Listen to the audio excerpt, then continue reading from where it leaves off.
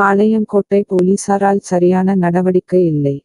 வீட்டின் பூட்டு உடைக்கப்பட்டு அன்று மாலை கண்ட்ரோல் ரூம் 100க்கு அழைத்த போது வந்த போலீசார் ஜீப்பில் இருந்தவாறு கெட்டுவிட்டு சம்பவம் நடந்த இடத்தை பார்க்காமல் மெயின் ரோட்டிலே சென்றார்.